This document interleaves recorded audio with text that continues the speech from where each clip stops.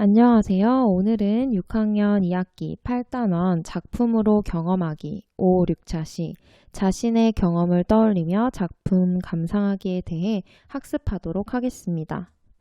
오늘 배울 내용은 자신의 경험을 떠올리며 작품 감상하기인데요. 어떤 작품을 감상하게 될까요? 교과서 310쪽을 펴주세요. 이번 시간에 감상할 이야기의 제목은 대상주 홍라입니다. 앞부분의 이야기를 먼저 읽어보며 주인공 홍라는 어떻게 위기를 헤쳐나갈지 상상해 봅시다. 먼저 교과서에 나와 있는 앞부분 이야기를 들려줄 텐데요. 잘 들어보세요.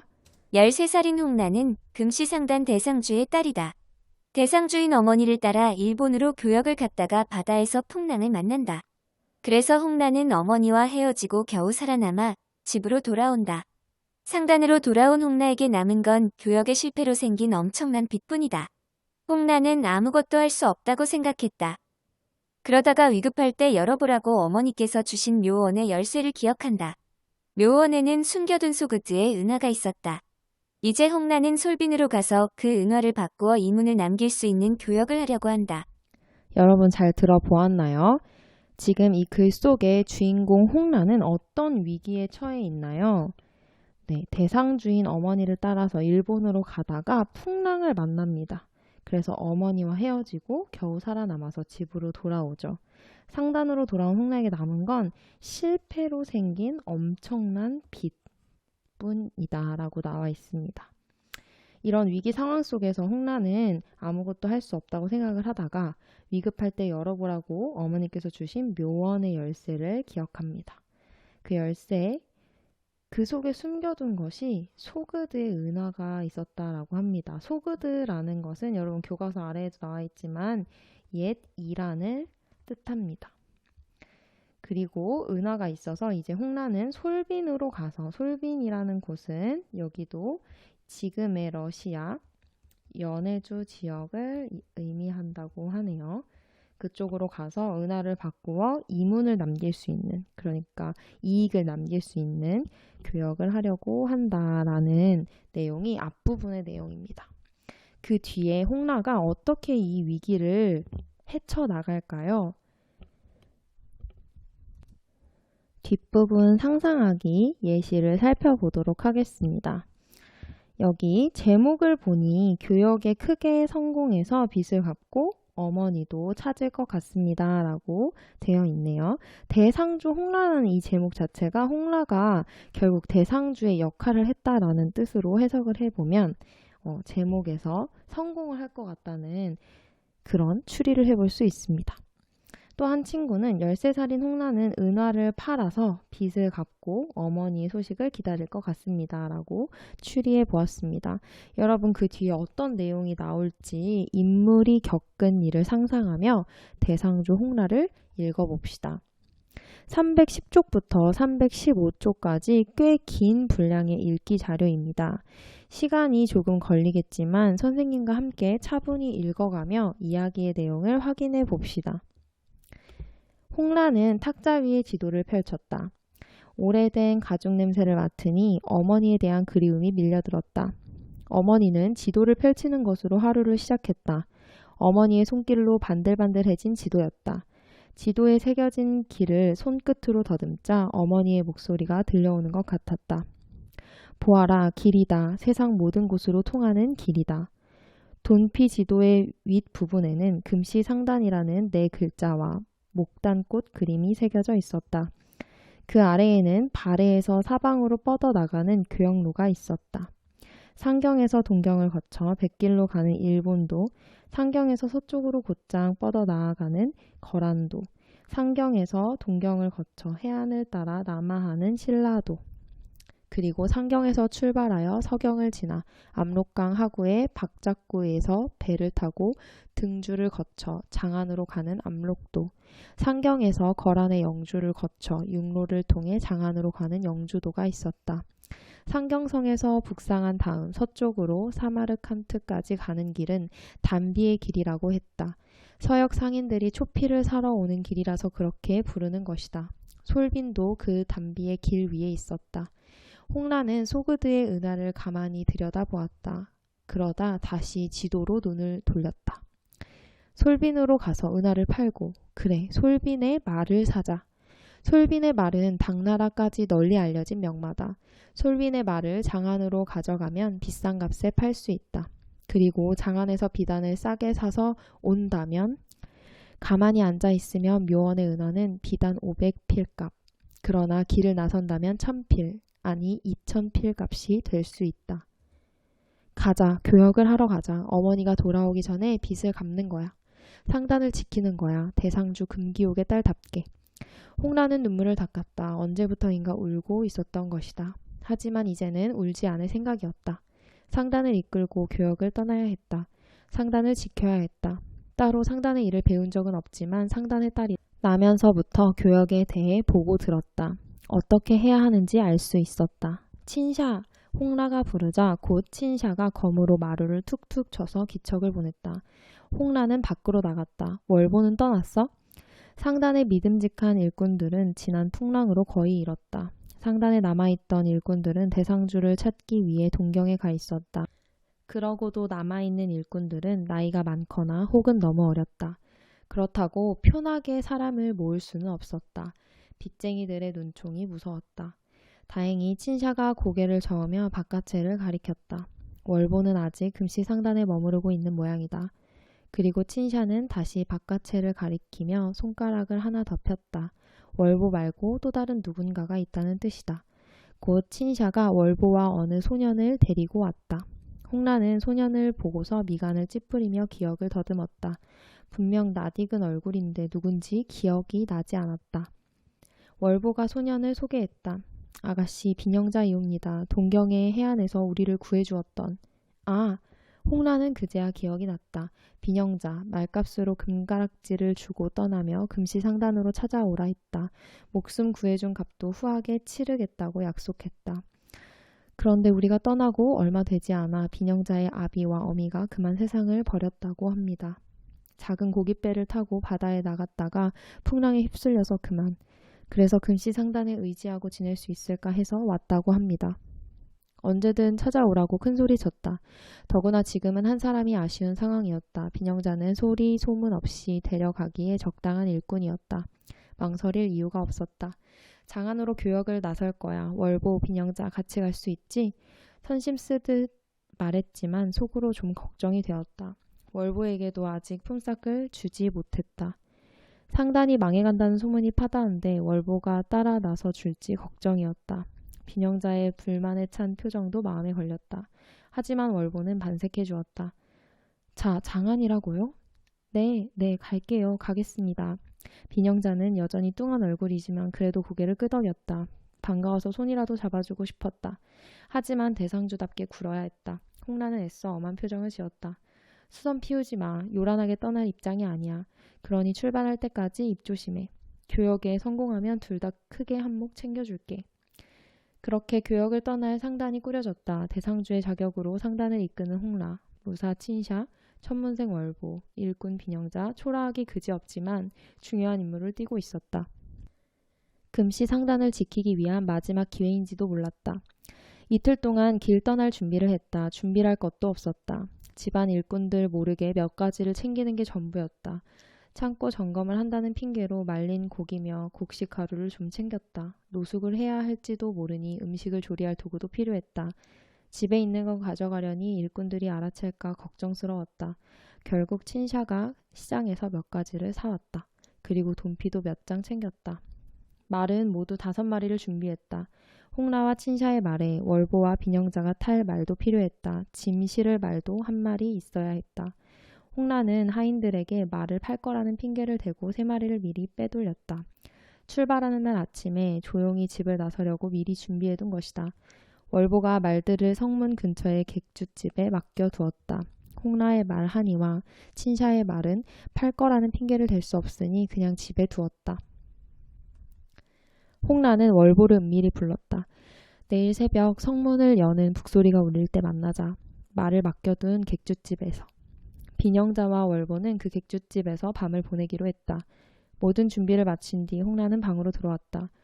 탁자 앞에 앉아 옥상자를 열었다. 어머니가 남겨준 열쇠 그리고 아버지의 선물인 소동이니 있었다.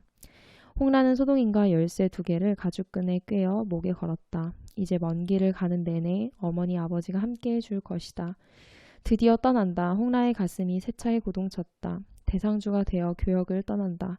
빚을 갚고 상단을 구할 것이다. 걱정거리가 없지 않지만 다 이겨낼 수 있을 것만 같았다. 이겨내야만 한다. 홍라가 어머니를 따라 먼 교역길에 나서 본 게 3번이었다. 신라 일본 그리고 당나라의 장안이었다. 서라벌에 갔던 건 너무 어려서라 기억에 남아있는 게 없었다. 다만 그때 어머니가 사준 신라 모전이 아직도 홍라 침상에 깔려 있었다. 그리고 이번에 일본에 다녀왔고 2년 전에는 장안에 간 적이 있었다. 장안, 당나라 황제의 대명궁이 있는 장안은 인구 100만이 넘는 대도시로 비단처럼 화려한 빛깔로 눈부셨다. 푸른 하늘로 날아오를 듯 맵시 있는 기와 지붕들이 물결치며 이어졌고 밤이면 색색의 등불이 별빛보다 더 아름답게 반짝였다. 온갖 나라의 사람들이 저마다의 멋을 뽐내며 거리거리를 수놓았다. 동방의 상인들이 장사하는 동부시장도 그랬지만 서역 상인들의 서부시장은 더욱 경이로웠다. 소그드 상인은 물론이고 페르시아나 로마에서 온 상인들도 진귀한 물건을 내놓고 팔았다. 장안은 세계적인 교역 도시였다. 홍라는 장안을 떠나며 언젠가 자신의 상단을 이끌고 다시 오겠다고 다짐했다. 장안까지, 아니 세상의 끝까지 가보고 싶었다. 그 누구의 발도 닿지 않은 새로운 길로 떠나고 싶었다. 그런 날이 생각보다 빨리 왔다. 생각했던 것과는 달리 너무도 초라한 출발이었다. 그러나 반드시 금시상단에 걸맞은 모습으로 돌아오리라. 홍라는 목에 건 소동인과 열쇠를 꼭 쥐었다. 쿵쿵쿵쿵. 침차게 뛰는 심장 박동이 느껴졌다. 아버지와 어머니가 보내는 응원의 소리인지도 몰랐다. 자, 여기까지 여러분 선생님과 함께 긴 이야기를 읽느라 고생 많았습니다. 이제 316쪽의 문제를 살펴봅시다. 대상주 홍라를 읽고 질문을 만들어 친구들과 묻고 답해 봅시다 입니다. 이야기 구조를 확인하는 질문, 이야기 내용을 추론하는 질문, 그리고 친구들 생각을 알고 싶은 질문, 각각의 어떤 질문들이 있는지 살펴보고 내가 생각하는 질문들도 적어보면 좋겠습니다. 그리고 더 시간이 있다면 질문에 대한 답도 적어보세요. 여기까지 한 차시 수업을 마치겠습니다. 잠시 휴식을 취하고 영상을 이어보세요. 여러분 잘 쉬었나요? 그러면 우리 함께 살펴보도록 하겠습니다. 문제를 살펴보기 전에 영상으로 대상주 홍라의 내용을 다시 한번 정리해 봅시다. 대상주 홍라 문 요약. 이름 홍라. 나이 13살. 특징 발해 상경성에 있는 금시상단을 이끄는 대상주 금기옥의 외동딸. 1장 묘원의 열쇠. 홍라는 어머니가 이끄는 상단을 따라 교역을 갔다가 일본 바다에서 큰 풍랑을 만나게 되었다. 일본 해안가에서 눈을 떴을 땐 사랑하는 어머니와 상단의 자금, 교역품 모두를 풍랑에 잃은 상황이었다. 13살의 홍라는 목숨만 부지한 채 발해 상경성에 있는 자신의 집으로 돌아왔다. 빚은 산더미 같았고 이를 해결할 방법은 없는 것만 같았다. 이때 홍라의 머릿속에 어머니의 목소리가 스쳤다. 딸아, 어려움에 처했을 때 묘원의 열쇠를 기억해라. 묘원의 문을 열었을 때 그곳엔 소그드의 은하가 절망에 빠진 홍라를 반기고 있었다. 2장 세상 모든 곳으로 가는 길. 홍라는 어머니의 지도를 만지며 은하를 어떻게 해야 할지 생각했다. 지도를 펼치니 어머니가 늘 하시던 말씀이 생각났다. 보아라, 길이다. 세상 모든 곳으로 통하는. 지도에는 일본, 장안, 솔빈 등 여러 지역으로 가는 길들이 있었다. 그래, 이렇게 교역을 하면 어떨까? 홍라는 생각했다. 솔빈은 명마로 유명하지. 소그드의 은하로 솔빈의 명마를 사는 거야. 그리고 장안에서 솔빈의 말을 판매하면 비싼 값을 받을 수 있어. 그리고 그 돈으로 장안의 유명한 비단을 사자. 그리고 다시 발해로 돌아와서 장안의 비단을 팔면. 홍라는 대상주가 아니었지만 대상주의 딸이었고 교육을 해본 적은 없지만 교육을 어떻게 해야 하는지 모두 보아왔다. 어머니의 지도 속에서 홍라는 새로운 길을 발견한 것 같았다. 3장. 은밀하고 위대하게. 홍라는 교육을 떠날 상단을 꾸리기로 했다. 빚쟁이들이 모두 보고 있기 때문에 몰래 떠나야 했고 그래서 많은 사람을 데려갈 수가 없었다. 상단의 호위무사가 되어줄 친샤, 풋내기 천문생 월보, 일본 바닷가에서 자신을 구해준 소년 빈영자만 데리고 떠나기로 했다. 홍라의 상단은 새벽 북소리가 울릴 때 성문 앞에서 비밀스럽게 만나기로 약속하였다. 그날 밤 홍라는 아버지가 남긴 소동인과 어머니가 남긴 묘원의 열쇠를 목에 걸었다. 홍라의 가슴이 고동치고 있었다. 13살의 홍라는 다시 금치상단을 일으킬 수 있을까? 대상주 홍라가 될 수 있을까? 교과서 속 대상주 홍라는 나는 비단길로 간다 라는 역사 동화의 일부 내용입니다. 어린 나이의 소녀가 어머니 없이 상단을 이끌어가야 하는 내용이 안타까우면서도 흥미로운 내용입니다. 궁금하다면 찾아서 읽어보는 것도 좋겠네요. 지금까지 교과서 속 대상주 홍라 요약이었습니다. 감사합니다. 영상으로 보니 조금 더 대상주 홍라의 이야기를 쉽게 정리할 수 있겠죠. 그러면 우리 본격적으로 질문을 묻고 답하는 활동으로 넘어가 보겠습니다. 첫 번째 질문, 이야기는 어떻게 시작하나요? 홍라가 어머니 말씀을 떠올리면서 세상으로 나가려는 생각을 하게 되는 장면으로 시작을 합니다. 그리고 이런 질문을 할 수 있습니다. 어느 부분에서 긴장감이 도나요? 여러분 어땠나요? 이런 대답을 할 수 있겠죠? 빚쟁이들 몰래 상단을 꾸리는 장면에서 긴장감이 돕니다. 그리고 이야기의 마지막 장면은 어떤 분위기로 끝나나요? 마지막에 상단을 꾸려 장안으로 출발하는 모습이 희망차고 기대가 넘치는 긍정적인 분위기로 마무리되고 있습니다. 다음은 이야기 내용을 추론하는 질문입니다. 제목에서 홍라를 대상주라고 부른 이유가 무엇일까요? 네, 어머니를 대신해서 상단을 살리려고 교역을 떠나기 때문에 어머니 대신 대상주라고 한 것 같습니다. 그 다음 두 번째, 홍라는 빈영자가 함께 간다고 하자 왜 애써 엄한 표정을 지었을까요? 사실은 엄청 기뻤음에도 불구하고 대상주로서의 위엄을 갖추고자 했기 때문일 것입니다. 다음, 친구들의 생각을 알고 싶은 질문. 자신이 홍라라면 장안으로 길을 떠날 때 어떤 마음일까요? 여러분이 홍라라면 아마도 매우 불안하고 그치만 희망이 보이는 듯한 그러한 긍정적인 마음을 갖지 않았을까라는 생각이 듭니다. 다음, 교역을 하러 떠나는 홍라에게 어떤 말을 해주고 싶나요? 자신감을 가지고 잘할 수 있어 라고 격려해주고 싶습니다. 자, 이렇게 질문을 묻고 답하는 활동을 하고 나니 조금 더 이야기에 대한 이해를 높일 수 있었습니다. 그러면 317쪽으로 넘어가 봅시다. 대상주 홍라에서 인상 깊은 장면과 떠오르는 자신의 경험을 비교하며 써봅시다 입니다. 예시를 살펴보겠습니다. 인상 깊은 장면, 여러분 어떤 장면이 가장 인상 깊었나요?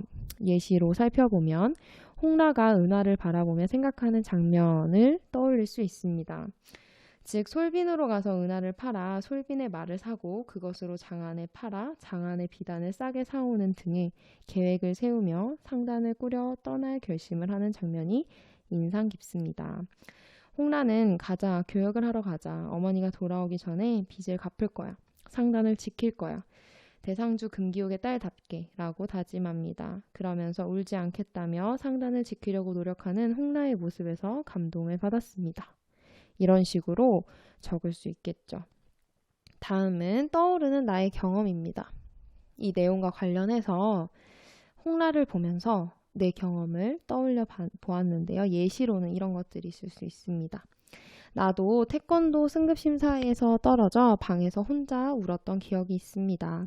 그때 다시 열심히 해서 승급시험에 반드시 붙겠다고 승급되기 전까지는 절대 울지 않겠다고 다짐했습니다. 그래서 다음 승급심사에서 멋지게 승급도 하고 태권도 사범님께 칭찬도 들었습니다. 홍라처럼 절대 좌절하지 않고 이겨낼 수 있는 방법을 찾아서 계획을 세워 실천하면 반드시 이루어질 것이라고 생각합니다. 그런 면에서 홍라와 나는 닮은 것 같습니다. 이렇게 홍라와 내가 비슷했던 경험을 찾아볼 수 있습니다.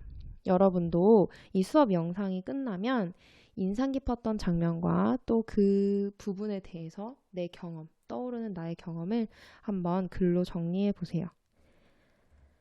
다음, 자신의 경험을 떠올리며 독서 감상문을 써봅시다 인데요. 독서 감상문, 우리 지난 시간에 영화 감상문을 적어보았는데 비슷한 부분이 참 많이 있습니다. 어떤 방법으로 독서 감상문을 적어야 하는지 살펴보겠습니다. 첫 번째, 작품 속 내용과 비슷한 자신의, 아까 방금 전에 살펴봤죠? 비슷한 나의 경험을 떠올려 씁니다. 두 번째, 작품을 왜 읽게 됐는지 동기를 씁니다. 그리고 세 번째, 무엇은 작품을 읽고 난 뒤 나의 소감을 잘 표현하는 문장이나 문구로 정합니다. 그렇죠. 제목이겠죠. 네 번째, 무엇을 간략하게 적습니다. 줄거리를 간략하게 적어주면 좋겠습니다. 그리고 비슷한 영화나 책의 내용과 비교해서 씁니다. 우리 영화 감상문 썼던 거랑 비슷하다고 생각하면 되겠습니다. 여러분, 이렇게 독서 감상문을 쓰는 방법을 하나씩 살펴보면서 우리 영상이 끝나고 난 뒤에 독서 감상문을 꼭 써보기 바랍니다. 쓴 내용은 이후에 학교에 가서 친구와 선생님과 공유해도 좋고요. 지금 온라인 상에서 게시판이나 아니면 학급 단톡방에 나누어 보아도 좋겠습니다. 여기까지 오늘은 자신의 경험을 떠올리며 작품 감상하기에 대해 학습했습니다. 다음 시간에는 경험한 내용을 영화로 만들기에 대해 학습하겠습니다. 오늘도 고생 많았어요. 다음 시간에 만나요.